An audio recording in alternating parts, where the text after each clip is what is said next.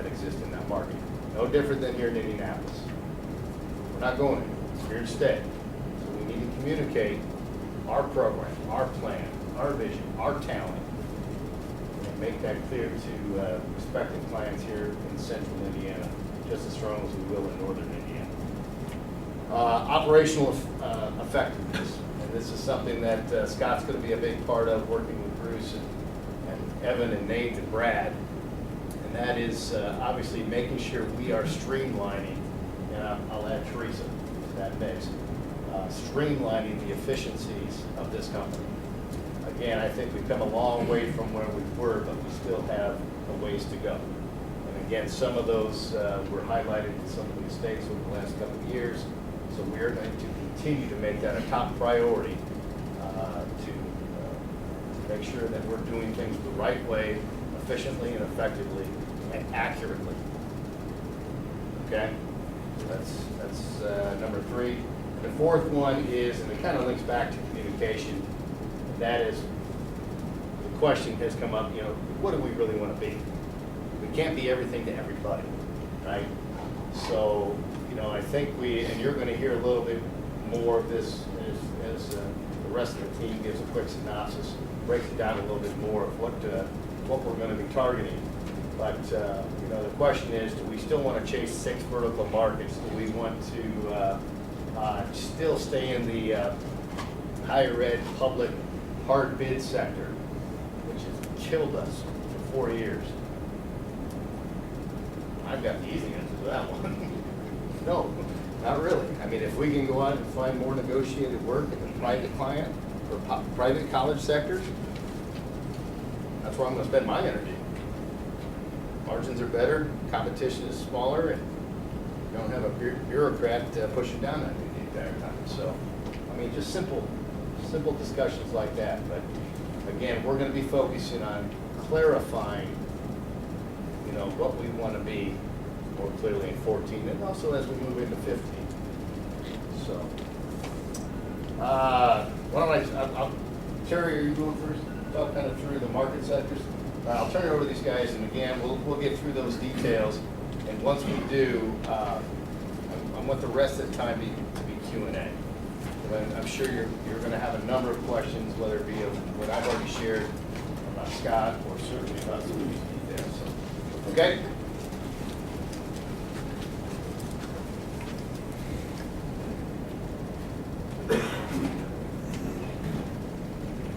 Okay, some of the talking heads out there, what they're saying right now about the economic forecast of 2014 is illustrated by some of these quotes. At the national level, they're saying this is the commercial contractors' year.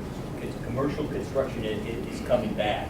You take a look at the 2014 real estate trends in Indiana put out by the Urban Land Institute about Indiana or central Indiana. They're saying things like the central Indiana real estate market is the best that we've seen it since 2006. And then in an industrial market sector, in the metro Indianapolis is the highest since the end of the recession. They're really high on what's happening. You know, to translate that to some of the things that we're doing in addition to the estimating department is this week we've got 2 interviews on projects and 3 requests for proposals that are going out, 5 deliverables, you know, in addition what the estimating department's doing. I believe this, I feel this right now. But in the past, you know, we can't put together a business plan, you know, based upon what the talking heads are talking about. As it relates to, you know, a strategic business development plan, we drill down into a lot of data. You take a look at data from Dodge, which is a national service that we subscribe to. They would say that, you know, that what we ought to be chasing right now are educational and commercial projects. If you take a look at another service we subscribe to, which is Reed, they say that we need to be chasing educational and healthcare projects. But if you take a look at what we have in our own funnel, our own pipeline, is illustrated by this graphic. What we started in 2013 is a database that tracks different projects over and above the estimating or the bid activity, and we're tracking 210 projects right now. and we're tracking $2.1 trillion. Billion. Trillion. Billion. Billion. A project. Just average. And that tells us, on average, what we should be chasing. But it's more than just what's out there in the market. There's other things that we've got to be taken into account because we've got limited resources. And so we take into account things like, what's our portfolio of relative projects? What kind of profit margins do we have on these projects? Where are we differentiators, or where do we separate ourselves from our competition? And so based upon the data, based upon going through, pushing that data through those filters, we focus, as Scott had indicated, Jeff talked about, with 3 markets that we're really trying to focus on. Those are industrial, institutional, and healthcare.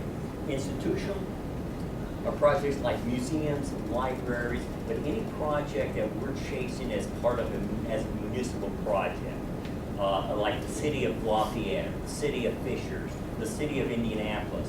Today we turned in, we were part of a team that's turned in a proposal today for the Criminal Justice Center, $750 million dollar project. We're just a small tail on that dog, but that's a big dog. But that doesn't say that, anything that it walks in the door that we, if it doesn't fall into that market, we don't turn our backs on it. If it's pre-qualified, we will pursue. And also as a follow-up to, and as a testimonial to more accountability, we've established specific revenue goals for the company, gross profit goals for the company, and as it relates to accountabilities, different offices and different profit centers in the company have those expectations, and individuals have expectations. So it's really that's kind of the forecast. If you people are asking you, how do you think it feels great. And as a testimonial to some of those projects that we're working on, and we started with turnover. The matrix that Terry just shared with you is the Salesforce database that we have. That also is broken down into, obviously, like any database, it'll sort any way we want. Every Monday morning at our business development meetings, we try and identify either current estimates or budgets that have been submitted, the RFPs that Terry was referring to that are pretty hot. And ironically, if you want the real creative name for those items, those are our hot list projects. So each and every Monday, those projects stay clearly in front of us. And those are going to be what we want to share with the rest of you guys today. And I think as part of the strategic planning, one of the questions that always comes out of it is, what did leadership come up with? What is truly the direction? Where are we going to go with this? We have identified some vertical markets now, so what does that mean in terms of projects? Everybody in this room, especially field, probably more so in the office, finds themselves, I'm sure, at some point in time saying, where's the next opportunity? Where's the next project? This will hopefully give you a little bit of vision of the things that we're going to try to focus on over the next few weeks. Hopefully close a few more contracts with you. First project up is, it's called Project Skyline. The first 4 levels of this structure are a parking garage in downtown Fort Wayne, by the way. This is 3 blocks from the Fort Wayne office. We've put together a $25 million budget for this currently. The levels 5 through 14 are privately developed apartments and condos. We're hoping to hear from the developer maybe even yet this week as to who their selected partner will be. A lot of these projects you all have had a hand in helping us develop, so this will look familiar. Wabash College Independent Student Housing. This project is under contract, or we are finalizing the details of the contract. We have been selected as construction manager at risk. It's consisted, or it is made up of 7 residence halls, about $15 million worth of work. So this is, I think this has been announced at some level, so most of you should be familiar with this. Hooverwood. We tried to determine this morning how long we've been working on this project. You can probably answer that better question. Probably about 2 years. I think we have been preparing different levels of estimates. This is about 115,000 square feet. addition renovation, at least for today. That changes, I think, next week. It's a $10 to $15 million project. Financing is in the process of hopefully being secured, and all goes well, this will be a spring start project for us. Loftus and Robinson, a development firm here in Fishers. The mixed-use facility that you're looking at in the upper right-hand corner is over next to the Flaherty Collins development right off 116th Street. This goes to town council vote on Monday night. If all goes well, which we anticipated to do so, the parking structure in the upper right-hand corner is about a $10 million, 440 car cast-in-place structure that hopefully we will be pouring here by June. That's the plan right now, go through design for the next few months, so we can start construction of the garage. At the same time, the office building will be on the front right-hand corner is the frontage on 116th Street. Again, negotiations with the developer will ideally be doing the concrete masonry on that, which is $1 million. Goshen, how many years ago was it that GDH did the high school? 10? Is that about 10? Geikel did the original high school expansion on this project, picture up on the right-hand side. The current RFQ stage, this is a Public Law 74 project, very similar to the way HSE and currently Tuttle is being delivered. The RFQ process completed a few weeks ago. As some of you may have heard along the way, we finished first in the scoring process of the RFQ. We're shortlisted to go to the next stage down for the RFP, which is to be out in about a week. Costing and the deliverable for that will be July here, is that about right? May, proposals due May. Proposals due in May. Again, I think we've got ourselves well poised. We've put a really strong team together, and certainly got to like our chances at this point. This is one small picture of our Centaur client, one of our many clients that are clients for life and certainly a blue chip client. Just breaking ground on the driver's lounge up at Fisher Park. The point of this again is Centaur and the long-term relationship that we have. They have several projects planned for 2014, both at Fisher Park and at Indiana Downs now, I guess, is that the right mark? IU Health, or more commonly known as Ball Hospital. We finished about $8.5 million worth of work. 2 north, 3 west, right? In 2013, guys are currently working on budgeting and scheduling for the next phase. If some of you recall, about a year and a half, 2 years ago, we put together a 5-phase development structure that was $70 million, I think, at the time. This should be phase 2 of that. Again, it's kind of a moving target. What's today's number? 20 to 25 million, something like that, starting in Good for now. This is scheduled to begin in May, unless that's changed again as well, but that's the plan right now, as financing is approved.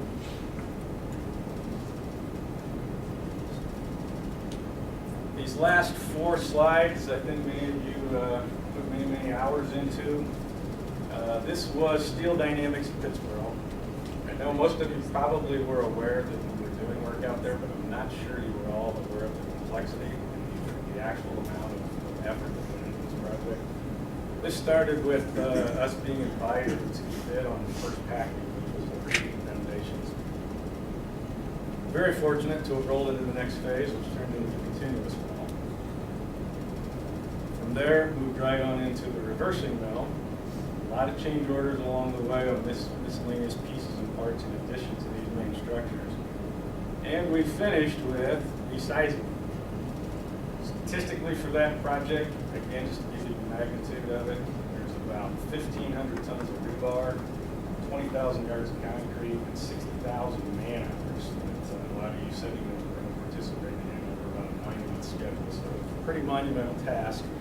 Again, kudos to everybody out there. It was a zero accident.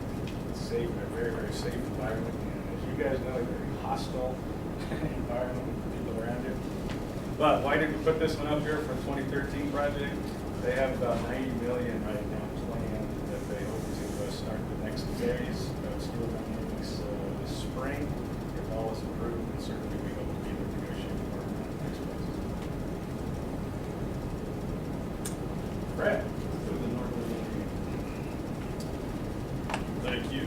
All right, up north in Fort Wayne, first project here is Belbruna Steel Mill, or a stainless steel company. Belbruna is a company out of Italy that bought the assets to Fort Wayne Steel Corp. If you look at this facility as it is in terrible shape. Shingles, roofs coming off, siding's all rusted and in really bad shape. But it's one of those places, like a lot of industrial places are, they make a ton of money on what they're doing on the inside. Very similar to the first picture Bruce just showed at Steel Dynamics. So part of this design build proposal that we should know on here within the next 30 days is building a new cold finishing line, which is the building to the very left, and then reskinning buildings O and J. New buildings about 70,000 square feet total, encompasses about 150,000 square feet. Notre Dame. Several of us went to Notre Dame yesterday to sit down with Doug Schlegel and Tony Pilato to work through a scope review. Notre Dame has, what's the figures again? Oh. It is 800 million, 750 million, 1.1 million square feet over the next 5 years. Hard to believe. 400 million of that obviously is the stadium renovations, but another 350 to 400 million in new construction. And that kind of square footage on top of Notre Dame sitting at 10 million square feet right now on the campus today.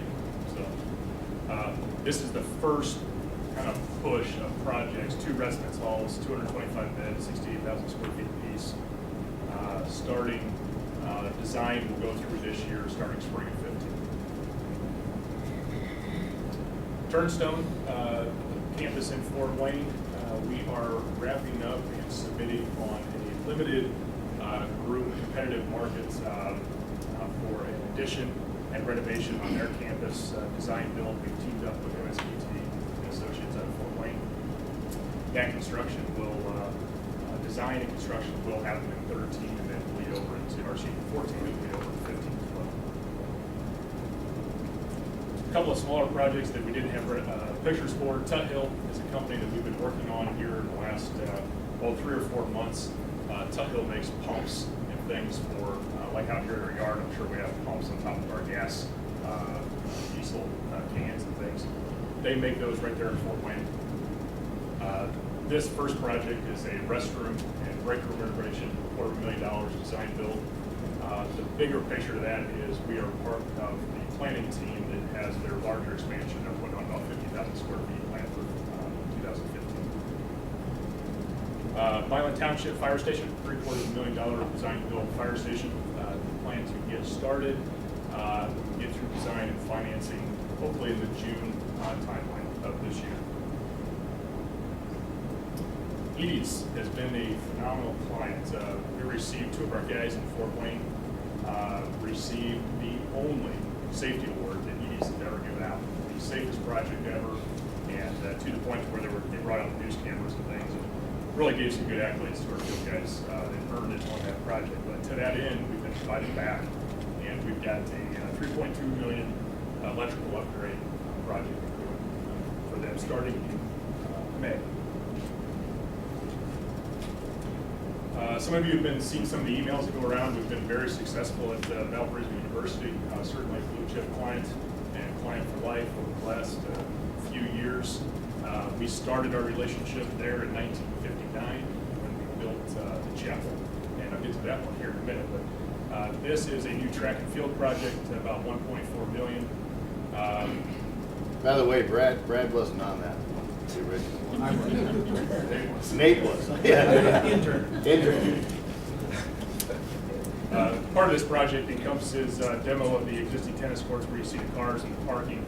I know the lines are kind of hard to see, but putting a 8-lane, 42-inch track around the field and a new building up in the northeast corner, and a handful of other field events and things that that project starts in March or as soon as the weather allows. Who should we get involved on doing that track layout? Jimmy and Greg, where are you guys? Mike? Oh, no, I'm serious. I don't mean that bad. I mean that as a learning opportunity for, make sure we don't make that mistake again. That's definitely cost. Yeah, need to Yeah, definitely. we've talked. Was Greg involved in that? Delagrange? Yeah, we've already spoke over email, so yes, there will be a lessons learned dialogue going on.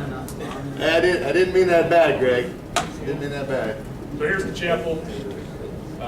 This relationship, as I mentioned, started in '59, but we were asked back last year. Both sides of the nave project, there is about 386 windows on both sides. And we went through last year, replaced all the windows, replaced the heating system. Now we're coming back, starting in May, right after commencement, on a seed and risk project for a $6 million addition there that houses some offices and some musical space there on the south side of the chapel. Didn't Mark go to college here? He did. So it'd be- Yeah, both my dad and Nate are Valpo grads. So, it's like being home again, isn't it, Nate? Yes. Other recognizable projects at Valpo, we were awarded the science building, design build science building, valued at construction cost right now is about $22 million overall. We're about 30, 31. We're still honing in on program space, but the bigger component to this, and not that that project isn't enough by itself, but you can see the shaded areas. We're paralleling efforts. We're designing the first building of the STEM village, but over the course of the next 10 years and plus probably, they're revamping their entire STEM, science, technology, engineering, mathematics curriculum, of which we haven't settled in, but there'll either be 3 or 4 buildings in this first contract we have for the first one. I would like to say though, I mean, even though, obviously with Mark and Nate and Horseman was there as well, right, if I recall. Valparaiso has always been a client that has not typically been committed to one contractor. And they each time we've had to go up there, and I think actually, did Dave Hall rekindle that relationship originally with Fred Plant and many years ago, and it took a lot of effort just to get back on that list of having the opportunity to look at projects, et cetera. And so this is a great example of, again, another client who is starting to see the value of keeping us around, which is great. And that's a lot of kudos to Brad now, and I know John Kilbury was up there, and great team that we put together that rolled right into 2, 3, 4 other opportunities afterward that were not necessarily negotiated, but we certainly had a leg up. So I mean, again, just another great example of continual client focus, and you never know what it's going to lead to. I mean, because Valpo typically has not had a huge capital program, and but the timing was perfect. So again, kudos to the entire team. I think this is the last slide for the GC side, we're evident, but I think you can start to see there's a trend happening here. We talked about living in circumstance versus living in vision. There's a lot of good things happening here, a lot of dollars at the end of these components. So nice work, everybody. I'm sorry, I lied. I got there's 3 more under contract going up here because actually masonry department will be involved in a couple of these. Concordia Theological Seminary has been a good friend, not only the Hagman family, obviously Nate has very close ties there, but as with a lot of us. Back in 2009, 2010, we did the Walford Library addition. We built the new library out into a lake, and because of funding and things, they had to cut the job a little bit short in terms of the scope that we were able to finish. We've had some donors come to the table, so we're able to finish the project now. That's going to start here at the end of February, 1st of March, for that component at Concordia. Off-track bedding, we've got a tenant improvement there, about 1.5 million, starting in we get the lease? Yeah, I was gonna say, it'll be coming up in the next few months. And then most recently. And again, that's Centaur. That's our relationship with Centaur, and similar to what we did down here with the Winter Circle. And most recently, just last week, we were awarded 4 ready-made renovations. Those are similar to, I don't know if everybody knows down here, but urgent care, you may be familiar with those, those types of places. We've got 4 sites around the greater Fort Wayne area, and they've dangled the carrot. There may be a 5th coming up that we're going to start. Those will all be completed at the end of this fiscal year, so that's important. Evan? Just to make sure. All right, the wonderful world of masonry, we'll jump in here. In addition to the projects that we're going to be looking at with HI, obviously we're chasing a whole litany of projects.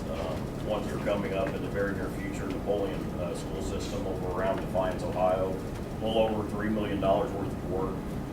Dayton branch libraries, all the branch libraries are actually going to be renovated. About $2 million. It's going to be spread out throughout the course of the summer. Ivy Tech Bloomington, Joel's looking at that right now. Should be bidding here in the next week or so. Evansville softball stadium, about $1.5 million. Be a nice little project down there for us. Be good to get into the Evansville market. Louisville Mill High School. We've been talking to the guys over at Walsh Construction off and on over the last month or so. They actually just received the contract as a CM on this project. It's about a 30,000 square foot load-bearing masonry, 4-story building. First 2 floors are load-bearing masonry, goes a metal panel above that, but definitely looking for the good opportunity down there. Miami University Residence Hall, we are just in the process of finishing up the first grouping of the resident Wayne Australian Adventure. It's about $165,000. Should be starting within the next couple of weeks. Everything work out just right, and that'll be with HI.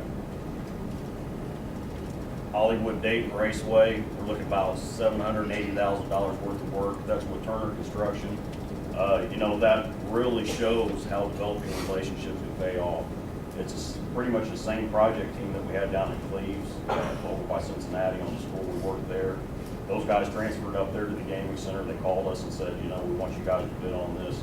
Here's another opportunity for you. We were fortunate. We were low on the project. We just mobilized out there within the last 2 weeks, and as soon as the weather breaks, we're going to be hitting it pretty hard. So that's another success story for us. Kokomo Central Elementary, unique project that Kokomo is doing right now in the public school systems.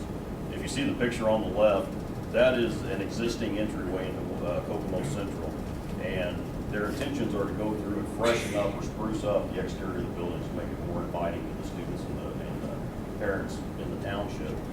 And what they're doing is they're wanting to replicate the entryways in a couple of different areas on the building. So what you see on the picture on the left, we're going to be replicating that entry on the new addition that we're going to be putting on. The picture on the right is on Maple Crest Elementary. We just finished that up last year. And you can see some of the intricacy in the stonework with the balusters up top and some of the carvings of the pediments and everything. So really fancy, expensive entryway on these buildings that you just don't see anymore. So they've done the jobs. Additional projects under contract for us. We have the second phase of Cameron Memorial Hospital up in